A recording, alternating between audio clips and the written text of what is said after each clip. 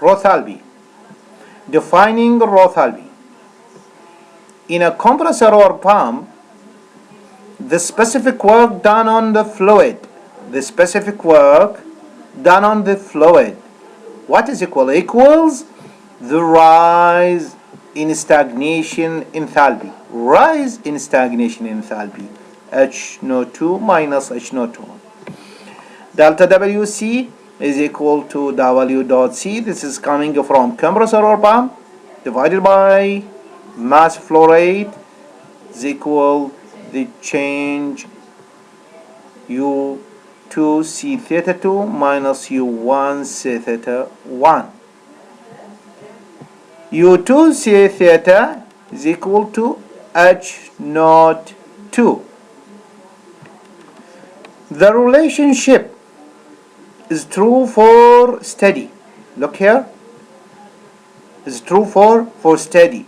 For steady adiabatic and irreversible flow in compressors or in pump impellers. This one. After some rearranging of this equation and writing what? Each H plus half C square replaced by H naught. This is H naught stagnation enthalpy. It's coming from adding this H, this value for enthalpy, plus the kinetic energy. So H naught 1 is equal this H naught 1. H1 plus half C1 square minus U1 C theta 1 is equal to H2 plus half C2 square minus U2 C theta 2. From this is enthalpy. Look from this equation. So enthalpy is coming from adding enthalpy at this point.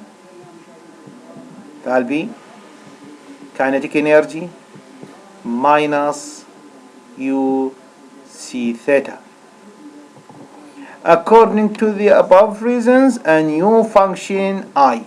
This is a new function. So this is I, meaning Rothalpy, has been defined having the same value at exit from the impeller as at entry. No change in entropy in exit or entry. H, this is I1 is equal I2. The function I has occurred the widely used name Rothalpy, a contraction of rotational stagnation enthalpy.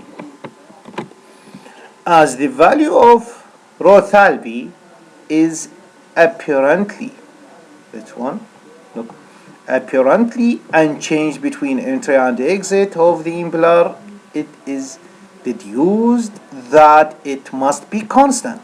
Along the flow lines between these two stations. I mean, here in exit and outlet. Thus, the Rothalpy can be written generally as, look, I is equal to H at this point plus half C square minus U C theta. When we use it to the entry, H1, I1 equal H1 C1 where you C1 theta. The same reason can be applied to the thermodynamic through a turbine with the same result is the same. This is for compressor or pump and or turbine.